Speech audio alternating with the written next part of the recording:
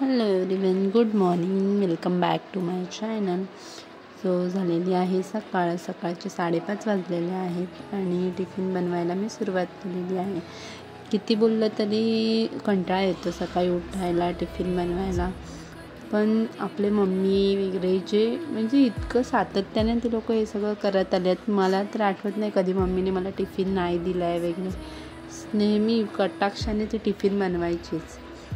आणि म्हणजे कधीतरी रेअरली असं झालं असेल की तिने मला टिफिन नाही दिला आहे वगैरे. पण माझ्या बाबतीत असं होतं की मी खूप वेळा असं नाही, ठीक आहे नाही आज नाही बनवत कारण की थकून जातो. पण तसं मम्मीच्या वगैरे बाबतीत नसतं. त्यांनी आपल्यासाठी इतकं स्वतःच्या शरीराला एवढी सवय लावून घेतलेली असते. असो, चला मस्त देवपूजा झालेली आहे आणि ऑफिसला जायची तयारी चालू झालेली आहे.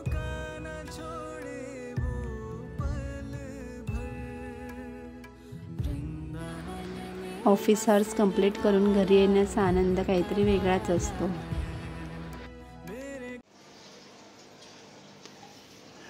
तापात असं बसायचं नसतं.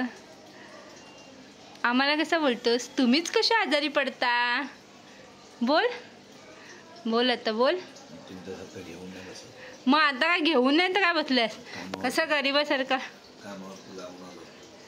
गरीबासारखं बसलाय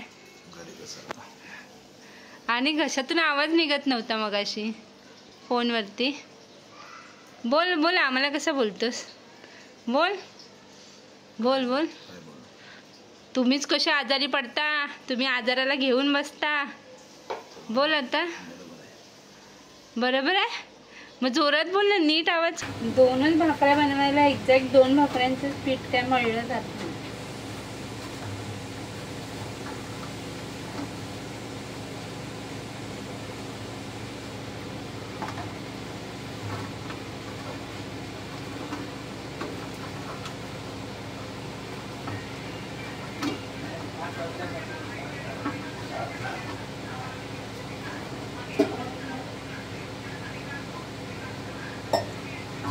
तो आज मी बनवते आहे भाकरी.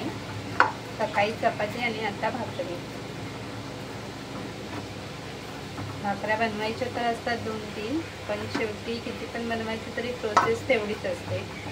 पीठ मळा, मग भाकऱ्या करा.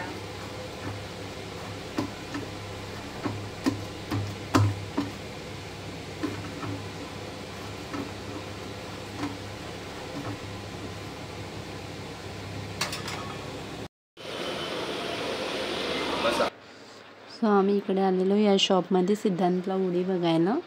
कारण की त्याची लास्ट टाईम जो स्वेटर होता त्याने कुठेतरी हरवला आहे, माहिती नाही. गेल्या वर्षीपासून तो भेटतच नाही आहे. त्याच्यामुळे आता तो नवीन घेतो आहे. हे बॅक प्रिंटवाले पण छान वाटत होते उडीज, पण ते असं मशीनमध्ये वगैरे टाकलं तर ते प्रिंट थोडं डल होऊन जाणार आहे.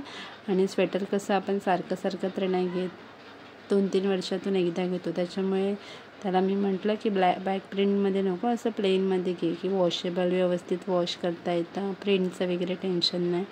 त्याच्यामुळे असं घेतलं. सो ठीक आहे, भेटूया नेक्स्ट ब्लॉगमध्ये. Thank you for watching.